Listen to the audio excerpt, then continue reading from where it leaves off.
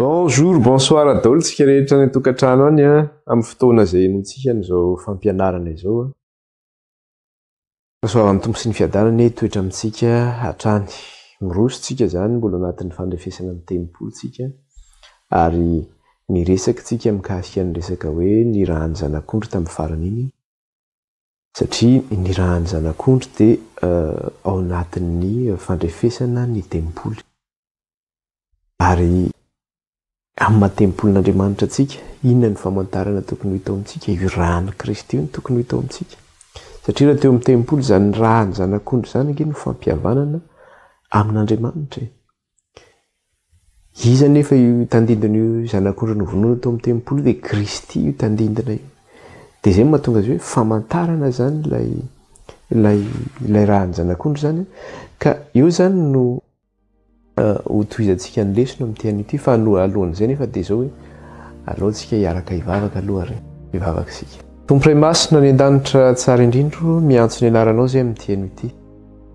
Misaotra anao zay fa mbola nomenao fotoana ahafahanay miara-mivavaka eto, ahafahanay indray mbola hiara-ndinika sy hianatra ny teninao. Enina dia eo zany elanelan'ny toerana izay misy anay dia mbola nomenao fahafahana izahay ahafahanay miresaka eto, ahafahanay miara-mianatra ny teninao.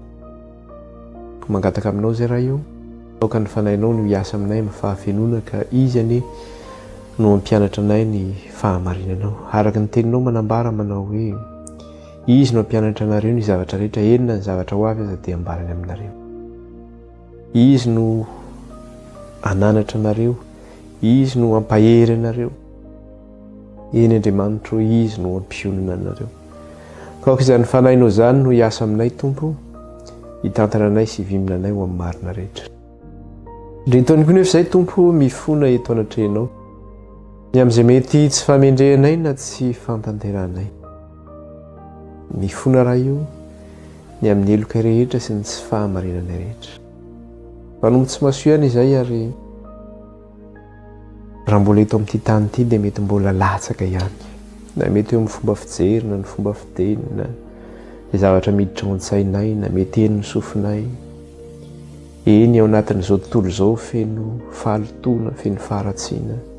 Ny teniny ratsy dia efa tsy tenenina intsony, fa vetavetana dia efa tsy tenenina intsony. Ka raha izay zany efa tompony mahita izany, ka raha mahita hoe tonga sainao hoe kivy sy ketraka, vao maika fahinao mahita ny zavatra miafina rehetra izay tsisy miafina eo anatrehanao fa mianjaanja avokoa, dia mbola miala nenina ianao hatramin'izao. Mitondra ny olona rehetra ho amin'ny fibebahana. Raha io mifona aminao zay ny amin'ny eloka sy ny tsy fahamarinanay rehetra. Aoka ny ilay rahan'ny zanak'ondry angatanay, anadio sy anasanay, ka nafaka anay amin'ny fahotanay. Ary io karaha ny fanahinao no hitantananay marina rehetra. Eo am-pilatananao no metrahanay ny fotoana amin'ity an'ity mba tsisy aromba karaha izy eo am-pilatananao. Dia raina mandrakizay ny anaranao raha io, dia mampianarana ny teninao amin'ny fanahinao masina vavonikely izay avoakanao Andriamanitra raha. Misaotra ihany koa reny amin'ny valim-bavaka izay nataonao taminay, tamin'izay narary, tsy salama, nanana olana tany tokantrano tany. Dia isaorana ianao zany rehetra zany. Kehitrina nefa raha io dia tsy nitsahatra izay no mitondram-bavaka. Raha mbola misy ny marary, raha mbola misy ny tsy salama, raha mbola misy ny ampahorian'ilay ratsy, ao karaha hamindra fo amin'izy ireny eny ianao ka hamonjy azy ireny. Ho an'izay marary, ninona aretina mahazo azy ireo, ka tononony ao tokantrano na ametrahana tanana ao tokantrano na amin'izay toerana enona izao fampianarana izao, dia ho karaha ianao efa niaino izany vavaka izany sady ka nasitrana ny amin'ny diakapoka taminao. Dia aoka ny diakapoka taminao tsy sy hanasitrananao ny aretina rehetra izay voalaza tany tokantrano tany sy ametrahana tanana, dia ho sitrana n'izany. Fa ilay devoly Satana, ilay fanahy ratsy sy ny asany rehetra, dia aoka tsy hanakery, tsy hanapahefana, tsy hananjara aminay tsiraray avy na amin'izay masana fiainanay, fa ilay vonona sy ravana noho ny amin'ny rahan'ny zanak'ondry izany, ny anaran'i Jesosy.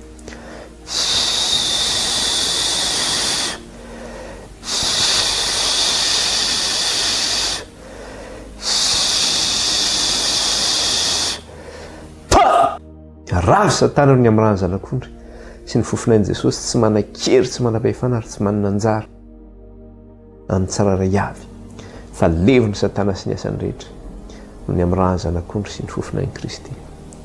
Dia rainy ianao Andriamanitra ray ka lazay ny anaranao, mena voninahitra ianao raitra amin'izao mandrakizay.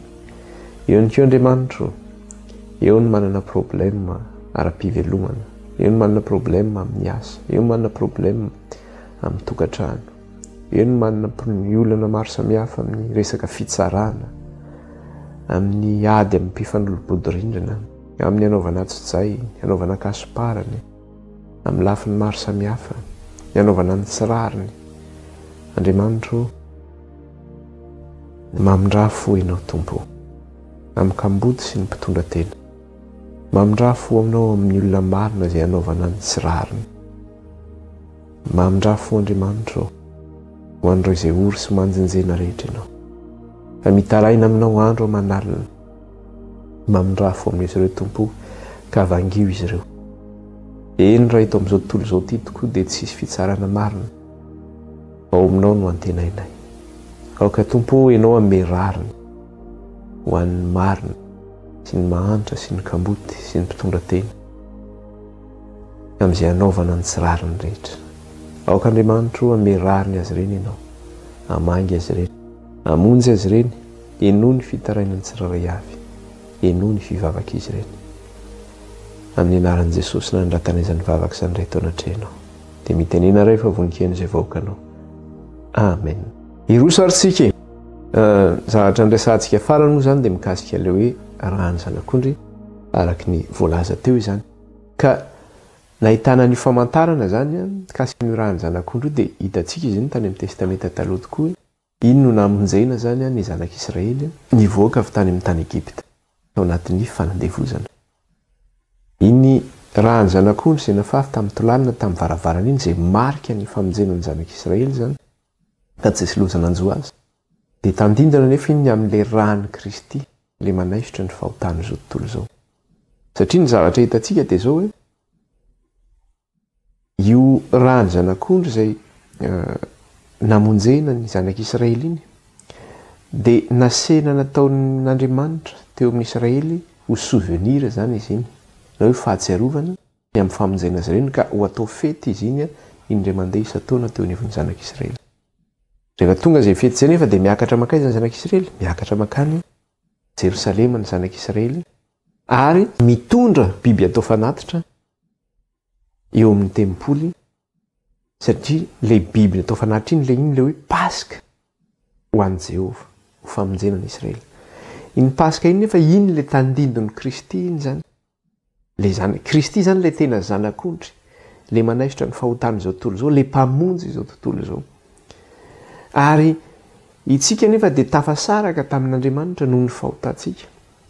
Ary raha tsisy an'io rahan'i Kristy io zany ho fanavotana antsika dia tsisy izay fampihavana tamin'Andriamanitra izay. Ka Kristy zany ilay tena Paska ho antsika, ho famonjena ho antsika eo anatrehan'Andriamanitra. Dia izay moa ilay niresantsika farany teo amin'ilay Korintiana toko 5 zany, raha resika kely Korintiana voalohany toko 5. Dia ao nozy izy io. Korintiana voalohany toko 5 dia vakitsika ilay 7 manao hoe esory ny masirasira ela mba ho vongana vaovao ianareo, araka izay tsy mahamisy masirasira anareo fa voavony Kristy Paska ho antsika. Inona moa ilay masirasira io hoe tokony ho esorina io? Dia io ilay hoe masirasira io amin'ny 9 izy miteny azy hoe masirasiran'ny lolompo, masirasiran'ny faratsiny. Esorina zany ilay masirasira rehetra amin'iny andro iny zany, amin'ny Paska iny. Satria rehefa ninana ny Paska ny zanak'Israely dia izao hoe mihinana ny Paska amin'ny mofo tsy misy masirasira izy, amin'ny anana mangidy izy, amin'ny henana tsatsika izy. Dia itsika dia izay masirasira izay nefa izay hoe masirasiran'ny faratsiana, masirasiran'ny lolompo. Esorina zany iny. Hamonjy antsika Jehova, mila esorina izay zavatra izay. Manolo tena antsika, anaisitra ny tsy fanendrentsika. Tsika tsy mahavita azy fa Andriamanitra no manala azy. Fa hoentsika anatrehan'Andriamanitra izay ho esorina zany. Dia izay mahatonga azy miteny eo amin'ilay 7 manao hoe esorina masirasira ela mba ho vongana vaovao ianareo, araka izay tsy mahamisy anareo fa voavony Kristy Paska ho atsika. Voavony Kristy Paska ho atsika zany, voavony Kristy Paska ho atsika ho famonjena atsika zany. Dia Kristy nisorona raha atsika ny tokony ho faty Kristy zany no maty teo amin'ny toerantsika. Aty amin'ny Romanina izy toko 7 dia zao no tenenina. Romanina toko 7 dia ny 5:20. Dia ahoana izy eo amin'ny 5:20. Romanina toko 7 dia ny 5:20. Ny anaran'i Jesosy. Izay nasehon'Andriamanitra tamin'ny rany ho fanavotana amin'ny finoana, anehoana ny fahamarinany amin'ny tsy namalian'Andriamanitra ny fahotana lasa tamin'ny nandeferany. I Kristy io nasehon'Andriamanitra io, arak'ilay tenenina izay nasehon'Andriamanitra izy tamin'ny rany, tamin'ny rany Jesosy ho fanavotana amin'ny finoana ho an'izay mino zany ka mandray ny rany Kristy io dia avitra izy zany. Fanavotana amin'ny finoana, anehoana ny fahamarinany amin'ny tsy nahamalian'Andriamanitra ny fahotany lasa tamin'ny nandeferany. Tsika mpanota avokoa. Andriamanitra mandefitra tamin'izany. Zay ilay Andriamanitra amin'ny mijery ny andro ny tsy fahalalana. Fa ankehitriny izy miantso ny olona rehetra niny hibebaka. Dia mba hamonjena antsika dia ilay rany Kristy mihitsy no nomena zany ho fanavotana antsika, ho famonjena antsika. Tsika tafasaraka tamin'Andriamanitra tahaka ny zanak'Israely tany Egipta, niaina tao anatin'ny fandevozana izy. Tafasaraka tamin'Andriamanitra koa izy satria andevon'ny Egiptianina izy. Nesoron'Andriamanitra amin'izay fanandevozan'ny Egiptianina izay izy anompo azy ka nalaino ho firenena masina ho azy, tsy ho isan'ny jentilisa. Dia izay koa tsika koa zany dia izay hoe tao anatin'ny fahalototsika sy ny faharatsitsika rehetra dia nesoron'Andriamanitra amin'izay toerana izay tsika fa novidiana isika tamin'ny rany zanak'ondry tsy misy kilema ho fanavotana ao atsika. Dia aty amin'ny Petera voalohany izy dia ahoana izy koa aty amin'ny Petera voalohany aty zao no tenenina. Petera voalohany aty alohan'ny Apokalipsy aty no misy azy. Petera voalohany toko voalohany dia ny 9:20 sy ny 7:20. Petera voalohany toko voalohany ny 9:20 sy ny 7:20. Ny anaran'i Jesosy. Fa fantatrareo fa tsy zavatra mety ho simba tahaka ny volafotsy sy ny volamena no nanavotana anareo tamin'ny fitondratena adala izay azonareo tamin'ny netin-drazana. Ajaniko eo aloha teny io fa zava-dehibe loatra io teny io zany.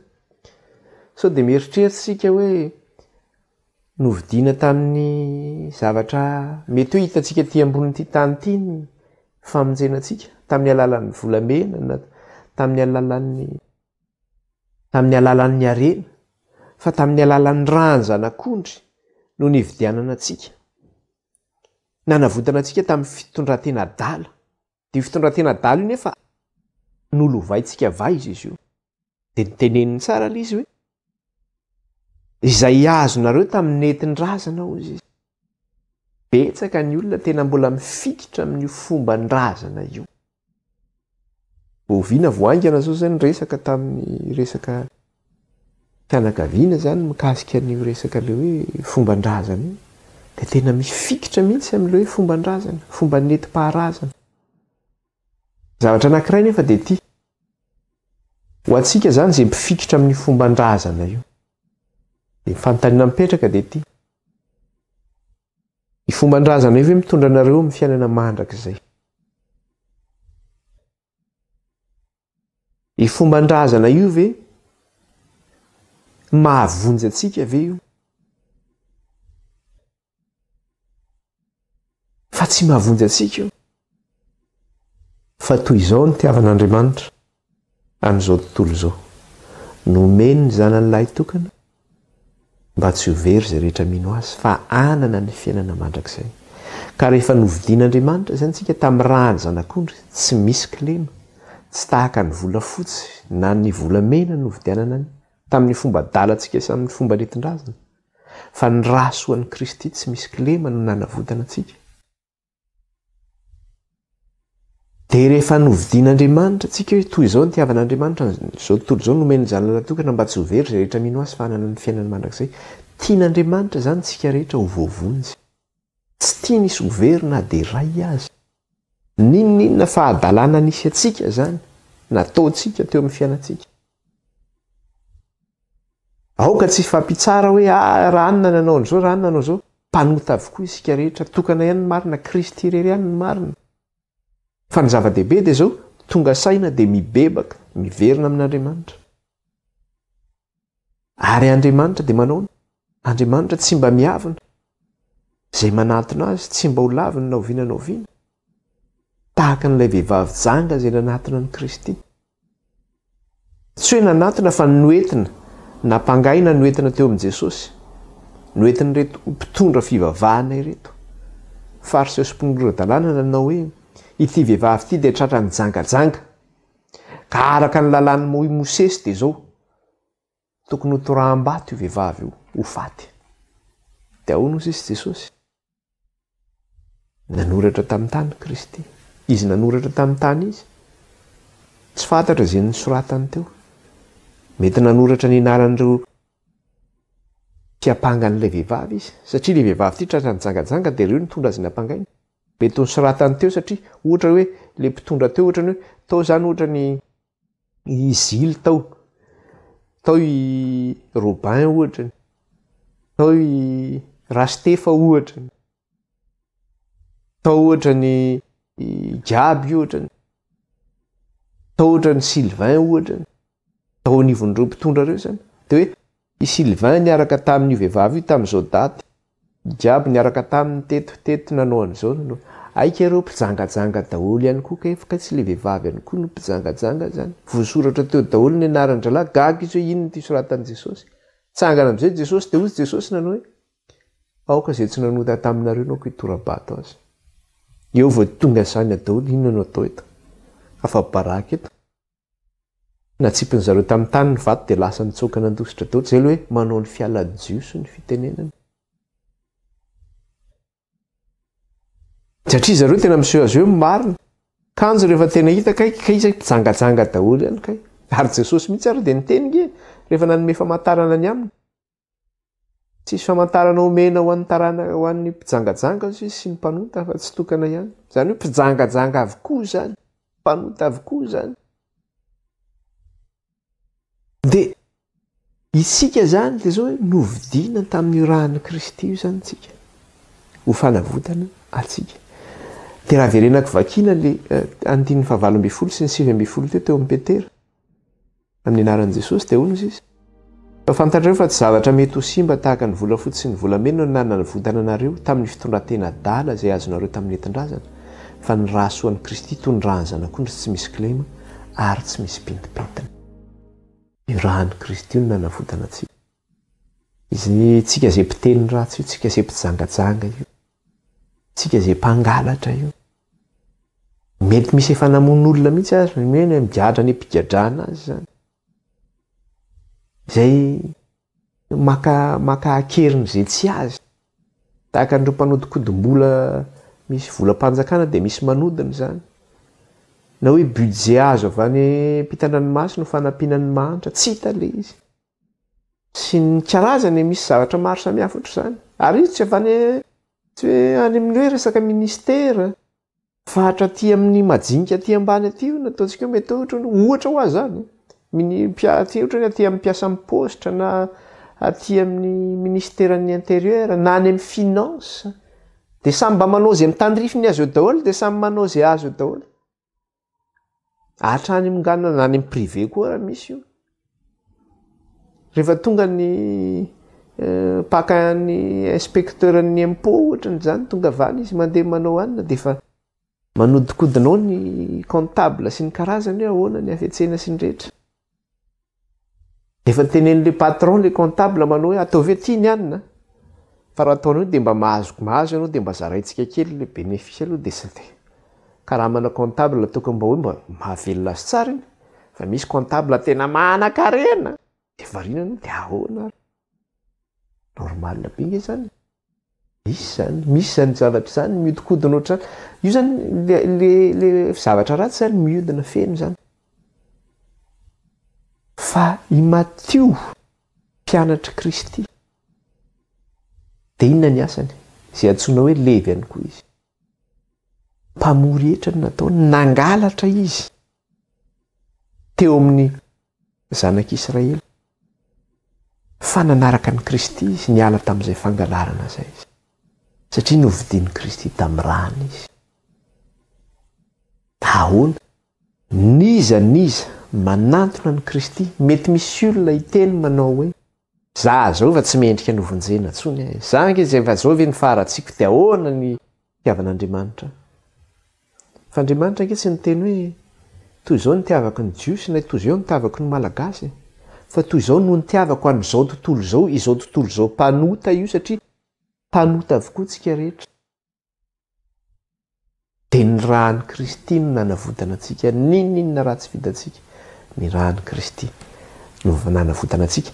Ary hoy ny soratra masina manao hoe raha tsy misy raha latsaka dia tsy misy famelan-keloko. Izany hoe raha tsy naratsaka izany io rahan'i Kristy io dia tsy voavela ny helokontsika. Raha tsy nalatsaka io rahan'i Kristy tsy voavela. Ao amin'ny Hébreu 7 izy miteny an'izay, eo akaiky eo ihany, eo aloha ihany, Hébreu 7 ny andininy 12. Hébreu 7 ny andininy 12. Dia izao niteneniny eo manao hoe ary saika adiovina amin'ny raha avokoa ny zavatra rehetra araka ny lalàna, fa raha tsy misy raha latsaka dia tsy misy famelan-keloka. Izany hoe tsy azontsika izany io famelan-keloka io raha tsy nalatsaka ny rahan'i Kristy, io fanavodana antsika. Dia rehefa novidian'Andriamanitra antsika tamin'ny rahan'i Kristy, nalatsaka maimaim-poana ve izany rahan'i Kristy iny? Fa ny rahan'i Kristy iny izany dia izao hoe rehefa nandray an'iny izany ianao dia efa lasa ny zavatra taloha, efa tonga vaovao ankehitriny. Satria nandray an'ilay rahan'i Kristy ianao fanavotana anao. Tsy izaho ilay mpangalatra intsony izany ity izaho ankehitriny ity, na izaho ilay mpamono olona intsony izany ity, na izaho ilay mpijangajanga intsony izany ity, na izaho ilay mpiteny ratsy ity, na izaho ilay mpiapanga olona ity. Fa efa olona hafa izany aho. Efa olona hafa izany ianao. Efa tonga zanak'Andriamanitra izany ianao. Ka raha mbola misy izany ny olona miapanga aminao miteny manao hoe iny olona iny ange fantatro iny. Izany mantsy misy mpanao an'izany. Misy ireo mpanompon'Andriamanitra ireo, misy izany ilay mpanompon'Andriamanitra ireo. Efa tonga taloha izy nanana ny fiainany taloha dia tonga nandray an'i Jesosy izy. Dia tena niova ny fiainany. Dia rehefa mitory izy dia ny mpanaratsy amin'izay tonga teo aoriana, fantatra ange iny. Iny ange izao ny fiainana iny taloha. Iny zavatra mpangalatra iny zavatra zao. Fa dia izao ny ianao zany dia définisen'ny olona foana amin'ny acte passé. Ny olona miezaka midéfinir anao amin'ny acte passé, zany hoe ohatran'ny hoe ny toetranao taloha foana no iny zany no hamaritan'ny olona anao hoe izao nge iny olona iny. Fa tsy izay intsony ianao. Satria rehefa ao amin'ny Kristy ianao dia iny olom-baovao ianao. Olona vao nateraka izany ianao. Zay ilay hoe ao amin'ny Kristy Jesosy, olona nateraka indray ianao. Zay ilay hoe tsy nateraky ny nofo na ny rà na araky ny sitrapon'ny olona, fa nateraky ny tenin'Andriamanitra ianao. Zany hoe olona vaovao zany ianao ao amin'Andriamanitra. Dia maha olona vaovao anao zay dia izao no teneniny eto Apokalipsy 5 dia ny andininy 7. Dia izao nivaky ny teny amin'ny anaran'i Jesosy. Apokalipsy 5 ny andininy 7 sy ny 10. Ary nihira firam-baovao izy ka nanao hoe ianao no mendrika haka ny boky sy hamanotomboka seny, fa voavono ianao ary ny rahanao no nanavotanao an'Andriamanitra, olona avy tamin'ny fokom-pirenena rehetra sy ny samihafa fiteny sy ny olona ary ny firenena rehetra. Ary efa nataonao fanjakana sy mpisorona ho an'Andriamanitra ireo ary manjaka ambonin'ny tany izy. Izany hoe rehefa novonjena zany tsika tamin'ilay rahany zanak'ondry, tsy hoe novonjena fotsiny dia zay. Amin'ny toerana izay nisy atsika, satria tsika samy hafa firazanana, samy hafa fiteny, samy hafa firenena no nisy atsika. Dia rehefa navotan'ny Kristy noho amin'ny rantsika dia izao efa nataonao fanjakana sy mpisorona ho an'Andriamanitsika ireo izy. Zany hoe lasa fanjakana iny zany tsika, fanjakana mpivavaka zany tsika ho an'Andriamanitra. Fanjakana mpivavaka manompo an'Andriamanitra. Satria novidiana ho an'Andriamanitra isika zany. Ka rehefa an'Andriamanitra tsika tsy han'izao tontolo izao ntsony tsika zany amin'izay fotoana zay. Dia rehefa fanjakana mpisorona ho an'Andriamanitra tsika dia izao, satria amin'ny mampisorona antsika zay, amin'ny mahafanjakana mpivavaka antsika zay, dia afaka manandratra ny fivavantsika amin'Andriamanitra any an-danitra tsika. Amin'ny alalan'io rany Kristy io tafaray amin'Andriamanitra ao amin'ny fitoerana masina any an-danitra isika. Ny olona ihany koa mahazo an'io rany zanak'ondry io dia izao, satria tsika efa lasa vahoaka mpisorona ho an'Andriamanitra, mpivavaka amin'Andriamanitra, tafaray amin'Andriamanitra, dia izay manana an'io rany zanak'ondry io tadidio tsara fa izay no tonga any amin'ilay fiainana mandrakizay. Raha tsy manana an'io rany zanak'ondry io dia tsy tonga any, satria ny olona tonga any dia izao, ny olona nandray an'io rany zanak'ondry io ary nanadio ny fitafiany tamin'ny rany zanak'ondry. Apokalipsy 7:7 andininy 3:10 sy ny 4:10 eo akaiky eo ihany. Apokalipsy 7:7 dia ny andininy 3:10 sy ny 4:10. Ary ny anankiray tamin'ny loha olona namalika nanao tamiko hoe, iza moa ireo miakanjo fotsy lava? Ary avy taiza izy? Fa hoy izao tamin'ny tomboka ianao no mahalala. Dia hoy izy tamiko, ireo no avy tamin'ny fahoriana lehibe, ary ny akanjony nosasany sy nofotsiny tamin'ny rany zanak'ondry. Zany hoe zava-dehibe zany io rany zanak'ondry. Maninona moa no lazaina hoe ny akanjony nosasany sy nofotsiny tamin'ny rany zanak'ondry? Satria io fitafiana io zany mbola iresahantsika izy io amin'ny lesona manaraka io hoe raisina eo amin'ny batisa zany io fitafiana io. Zany hoe io ilay fanekena amin'Andriamanitra. Ka rehefa mandray an'i Kristy zany ianao, rehefa mandray an'ilay rany zanak'ondry zany ianao fanadiovana anao, analana ny fahotanao, nandray an'i Kristy ianao ho tompo sy mpamonjy ny fiainanao, dia arak'ilay tenenao teo tonga mpisorona ao an'Andriamanitra tsika. Lasa vahoaka an'Andriamanitra zany tsika. Tsika nefa mbola miaina eto amin'ity tany ity. Ka navita fanekena amin'Andriamanitra ary tsika zany, satria ilay fanekena zany ilay batisa, satria iny ilay fandraisana an'i Kristy tanteraka zany iny ho tompo sy mpamonjy ho anao. Ka navita fifandraisana amin'Andriamanitra ary tsika zany, tsika mbola miaina eto amin'ity tany ity, dia mety mbola lavo foana isika. Satria ny tenin'Andriamanitra dia ny teny manao hoe lavy ny pito ny marina. Zany hoe tsika zany mety lavo fa zao miarina foana tsika. Indraindray tsika mety mbola misy fotoana ianao fa efa manatony ny fonao iny ianao, tsy te ho tezitra ianao. Misy olona dia tena mila ady aminao, manao izay mahatezitra anao, farany tena tezitra ihany ianao. Atsaka zany ianao amin'izay fotoana zay. Nanota zany ianao amin'izay fotoana zay. Dia mifono amin'Andriamanitra, fon'Andriamanitra fa tena tsy natana indray fa dia latsaka, lasa niady tamin'ilay olona iny indray any zava tsy tokony manao an'izany toetra zany.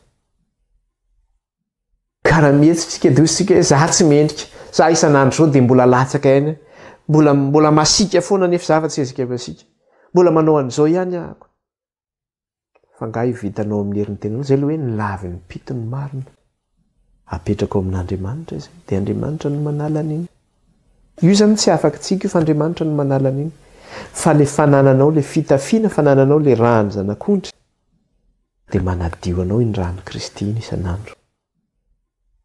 Zay mahatonga antsika mbola mivavaka. Misy olona miteny manao hoe antsika tsy tokony mangataka famelan-keloka zany intsony fa azontsika tamin'ny nalatsaka Kristy teo amin'ny hazo fijaliana ny famonjena no ny amin'ny rany zanak'ondry, ka inona moa ny angatantsika koa fa vita nge zany ny famelana antsika, dia tsy mila mangataka ny rany zanak'ondry tsika nadio antsika. Dia miteny fotsiny manao iny olona iny zany tsy mba lavo mihitsy zany. Dia diso zany io tenin'Andriamanitra io milaza amin'ny Apokalipsy manao hoe fa ireo olona tonga amin'ny seza fiandrianana dia nanadio ny fitafiany tamin'ny rany zanak'ondry, satria ireo dia manadio ny fitafiany foana zany eo anatrehan'Andriamanitra amin'ny rany zanak'ondry. Zany hoe ianao zany rehefa vita batisa dia tsy tokony manadio ny fitafianao intsony zany ianao hoe tsy sasako amin'ny rany Kristy intsony ny fitafiako. Tsy mila diovina intsony avy efa afaka ny efa madio. Io fitafiana io nge ka mety entaché io e, mety voaloto ange io e. Ka rehefa tsy diovina ohatra ny akanjonao, manao akanjo anao isan'andro, ty akanjo ity zao madio, dia hoy zaka hoe efa madio ity, za nga mila manadio an'ity intsony, efa madio ity.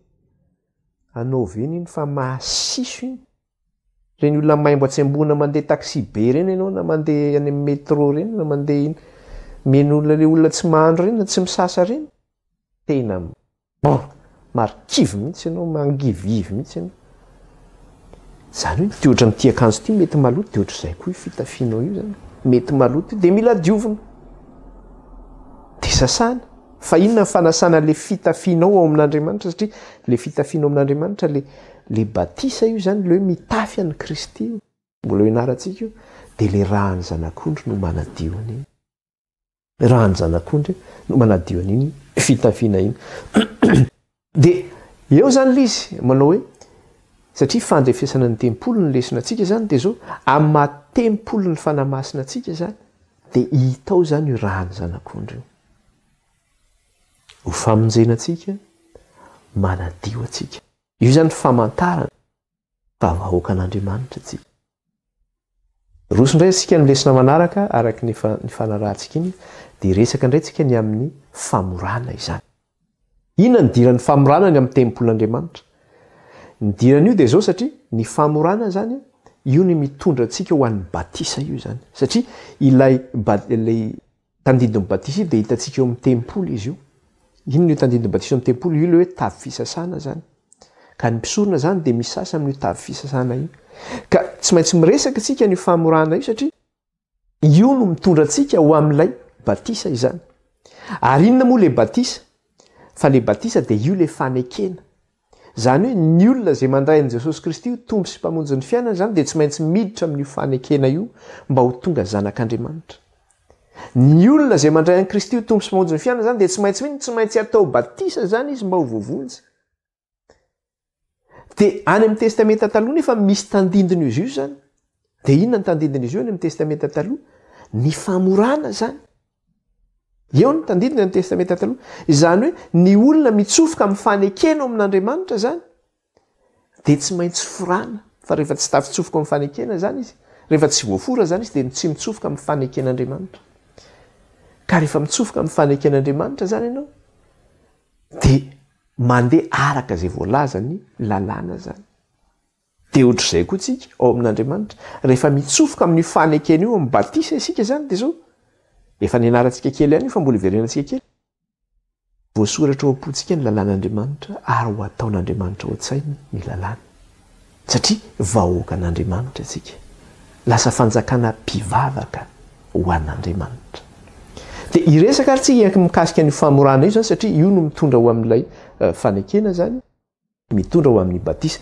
de iverenantsika kely aty amin'ny Genesis mikasika ny famorana io zany Genesis toko 17 Genesis toko 17 andin'ny fasivy ka hatramin'ny 12 tapany voalohany Genesis toko 17 andin'ny fasivy ka hatramin'ny 12 tapany voalohany vakitsika amin'ny anaran'i Jesosy de hoy Andriamanitra tamin'ny Abrahama fa ny aminao kosa dia hitandrana ny fanekeko ianao ary ianao sy ny taranakao mandimby anao hatramin'ny taranaka faramandimby ary izao no fanekeko ho amiko sy ho aminareo sy ny taranakao mandimby anao dia izay ho tandrimanareo hofrana ny lehilahy rehetra eo aminareo ahoana izy izy izao no fanekeko ho amiko sy ho aminareo sy ny taranakao mandimby anao dia izay ho tandrimanareo hofrana ny lehilahy rehetra eo aminareo dia hofrana ianareo ary ho famantarana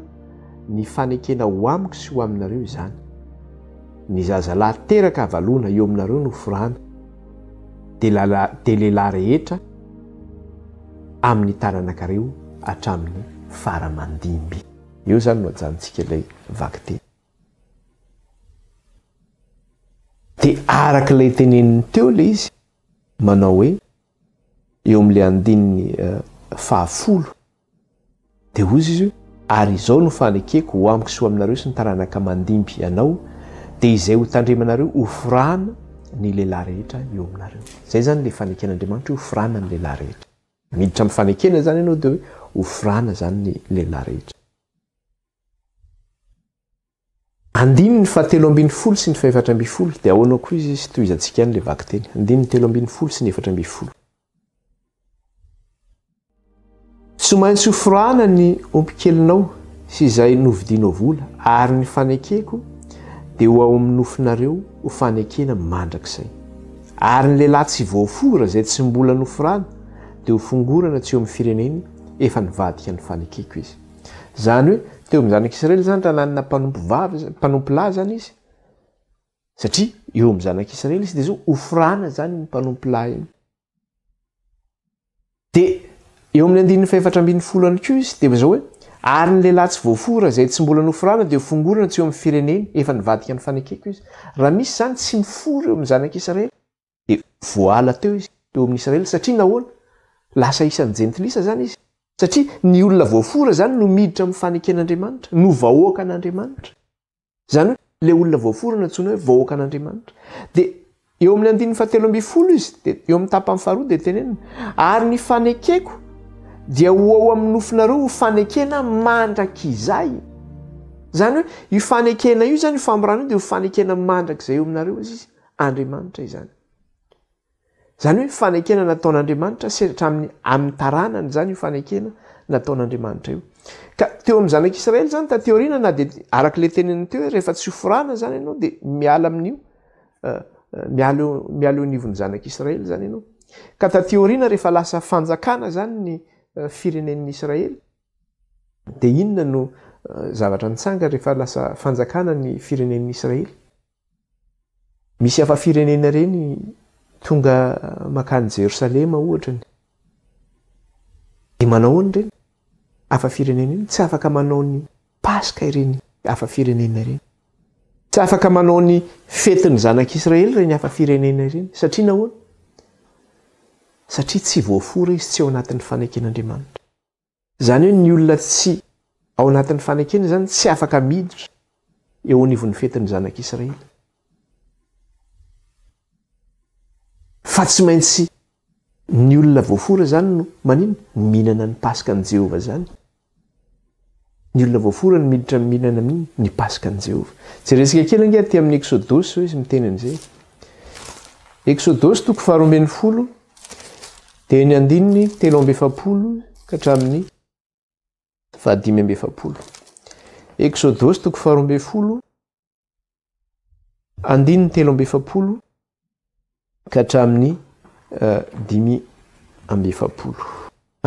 7 sy ny 5. Ary Jehova tamin'i Mosesy sy Arona, izao no lalàn'ny Paska. Tsy hisy olona hafa firenena hihinana azy, ary ny andevolahan'ny olona rehetra izay novidim-bola dia hofirana aloha vao hihinana. Tsy hisy olona hafa firenena hozy izy afaka hihinana ny Paska. Tsy misy zany. Ary raha manana mpanompo lahy ianao zany ao an-tranonao dia tsy afaka mihinana koa, tsy maintsy mihinana fa tsy maintsy foranao izy. Zay vao afaka mihinana ny Paska. Zany tsy maintsy mihinana ny fanekena satria zavatra masina eo anatren'Andriamanitra zany. Satria ny vahoaka le zanak'Israely nalain'Andriamanitra masina ho azy ange ny vahoakany. Nalain'Andriamanitra masina ho azy. Dia raha hafa firenena zany hoe tsy afaka miditra amin'izay satria tsy niditra tamin'ilay faneken'Andriamanitra zany ianao.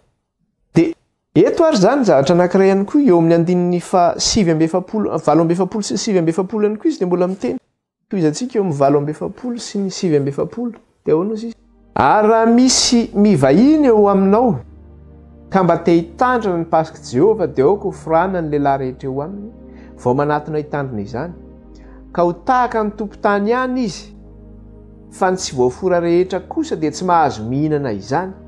Lalàna iray no ho amin'ny tompon-tany sy ny vahiny izay mitoetra eo aminareo. Zava-dehibe io teny io. Tena zava-dehibe io teny io. Zany hoe ma-important an'ilay resaka hoe fanekena ao amin'Andriamanitra. Ny olona zany tsy mitsofoka amin'ny fanekena ao amin'Andriamanitra dia tsy manana anjara teo amin'ny zanak'Israely izy amin'ny resaka hoe fivavahana. Satria zavatra masina izany. Satria itsika ange novidiana tamin'ny ràn'i Kristy, natao mpisorona antsika ho an'Andriamanitsika. dia rehefa tonga ianao hihinana ny paska ho an'i Jehovah nefa misy olona fa firenena izay tsy voafora zany satria le famorana mantsy le famorana anketo tsy vitany hoe voafora ranofo fotsiny fa ny dikan'izay famorana zay dia zao ny olona voafora dia zao mitandrina ny lalàna rehetra ozy izy ka raha olona tsy voafora zany olona tsy mitsofoka ao amin'ny faneken'Andriamanitra amin'ny tenin'Andriamanitra amin'ny didin'Andriamanitra amin'ny fitsipik'Andriamanitra ahoana ny tsofoany amin'izany zavatra zany dia eo no mba mampamaitra-panontaniana amin'izao fotoana zao amin'ny kristianina zany mampametra-panontaniana zany izy ity hoe ny kristianina raha raisina zany ahoana moa fomba nazavana lisy zany hoe raisitsika fotsy izay mihitsy hoe ny kristianina zao efa miaraka amin'izao tontolo zao mialatsiny fa zany zavatra misy efa ndresahako kely teto iny ny papa namory ny mpitondra fivavahana rehetra zay mety misy manerana n'izao tontolo zao zany ka hoe fivavahan'izao tontolo zao ao ny boudiste ny hindoiste ao ny jiosy ao ny evangelika tonga tao daholo ny rehetrarehetra ao ny mpanompo sampy zany dia miaraka io dia arak'le teneniny zay ny tenenin'ny papa manao hoe tsika aingo izy izy ny fomba fanao samihafa fa ny Andriamanitra zay vavahana izy dia tokana ihany zany hoe ny lalany vavaka zay aliantsika zany dia any amin'ny lalana iray ihany fa ny fomba antsika ny samihafa dia mialatsiny fa tsy izay mihitsy ny zavatra voasoratra eto satria ny olona mivahiny eo amin'ny Israely kanefa tsy tafiditra ao anatin'ny fanekena dia tsy afaka mihinana ny paska an'i Jehovah tsy afaka miray amin'ny zanak'Israely amin'ny fivavahany amin'Andriamanitra dia ianao nefa hafa firenena ve dia ahoana ny tsofoan'ireny iarahanao amin'ireny ary ny zavatra ndresahana any amin'ny Korintianina any ary izy dia mbola miteny manao hoe inona ny iraisan'ny mino amin'ny tsy mino ny mino amin'ny sampy ve dia afaka hiara-mino an'Andriamanitra zavatra tsy miaraka ange zany tsy miaraka zany dia ny zavatra anankiray dia zao hoe eo koa le izy amin'ny lafiny anankiray hoe raha milaza hoe Andriamanitra ray no ivavahana fa hoe ny fomba fanao samihafa dia mitenitsika ohatrany hoe ny musulman zany mivavaka amin'ny andro zoma ny katolika mivavaka amin'ny andro alahady sy ny evangelika rehetra izay manaraka azy eo na ny protestanta ny jiosy mivavaka sabotsy ny adventiste mivavaka sabotsy dia mifanontaniana mipetraka hoe ny olona mitsofoka amin'ny fikasana no maninona amin'ny fanekena no afaka mihinana ny paska an'i Jehovah fantatsika fa ny fanekena nefa dia zao ny olona mitsofoka amin'ny fanekena zany dia zao hitandrina ny lalàna rehetra zany izy nomen'Andriamanitra ho tandremany sy ny didiny ary ny fitsipiny anaiky ny teniny zany izy dia milaza nefa ny hoe lazaina fa hoe Andriamanitra ray ny ivavahana fa ny fomba no samihafa dia hono Andriamanitra ve manana fanekena be dia be hoe hafa ny fanekeko ataoko amin'ny jiosy hafa ny fanekeko ataoko amin'ny kristianina hafa ny fanekeko ataoko amin'ny evangelika hafa ny fanekeko ataoko amin'ny silamo hafa ny fanekeko ataoko amin'ny tandalan'ny fomban-drazana fa za ihany ny ivavahanareo tokana io Andriamanitra tsy miova tokana ny fanekena satria ny tenin'Andriamanitra dia milaza manao hoe iray ny batisa satria io fanekena famorana io dia tandindon'le batisa io ateoriana mbola resantsika mikasika an'izay zany io Andriamanitra io zany tsy miova io omaly Seigneur mandrakizay ka raha miteny ianao manao hoe Andriamanitra ray ny vavahana fa ny fomba no samihafa dia eo le resaka le hoe tandalan'ny fomban-drazana hoe i malagasy ange ka efa manam-pahendrena ny tolo taloha zany tandalan'ny fomban-drazana matahotra an'Andriamanitra fa ny zavatra anankiray dia ity manao hoe inona le teny tao amin'ny Petera teo le rahan'ny Kristy no novidianana antsika na ny esorana ny fomba mahadala antsika rehetra sy ny neti-paharazana ozy izy ka ny esorana tamin'izay fomba rehetra zay zany tsika ahatonga antsika iny ho zanak'Andriamanitra ao anatin'le fanekena anankiray fanekena io zany hoe tokan'Andriamanitra tokana Kristy tokana ny didiny sy ny fitsipiny inona ny andron'i Jehovah ny anarantsika teto hoe mahatsiarova ny andro sabata na masina azy fa inemana anaovanao sy ny rarahanao rehetra fa ny andro fafito dia sabatany Jehova Andriamanitra ozy izy anisa io ny andron' Jehova io ka raha misy manao andro hafa zany dia mialatsiny azy zany fa tsy eo anatin'io fanekena io zany izy teny hoe musulman manao fanekena izy hoe andro zoma zany ao ny kristianina katolika amin'ny andro alahady miaraka amin'ny protestanta sy ny evanjelika rehetra andro alahady izy mivavaka zany izy amin'izay mandrefy tempolo tsika eto ao mitandala ny fomban-drazana milaza koa izy fa miantso an'Andriamanitra ny zanahary fa manao ny ataony izy fa zao ny fanekena dia tokana ihany eto tsika dia mandrefy ny tempolo tsika miverina ao amin'le lalàn'Andriamanitra sy mifitsipiny inona ny teniny inona ny nasenao tandremana zay le fitsofoana zany amin'le fanekena ka raha hafa firenena zany ianao andeha hanompo an'Andriamanitra dia tsy maintsy miditra amin'izay fanekena izay ianao fa raha milaza ianao hoe io Andriamanitra iny vavahako nefa za hanao nitandala ny fomban-drazana za hivavaka amin'ny alahady za hivavaka amin'ny zoma za hanompo sampy za hanao an'izao na hanao an'izao dia hoy izy Andriamanitra manao hoe ity firenena ity manaja amin'ny olony fa ny fony lavitra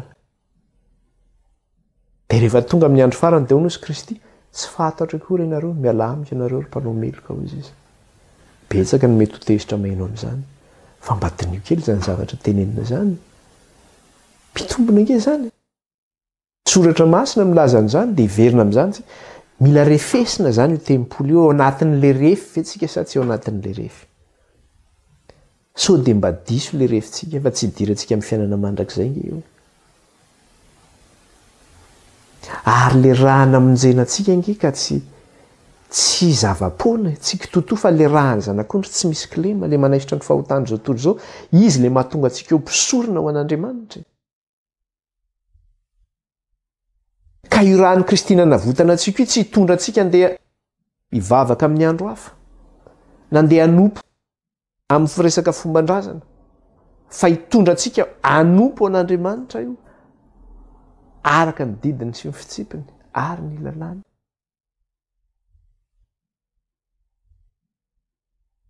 ahoana ary zany misy petraka io famirahana io amin'izao fotoana zao satria famirahana ara-nofo izy tany amin'ny testamenta taloha amin'izao fotoana zao ary ve izy mbola ara-nofo izy amin'izao fotoana zao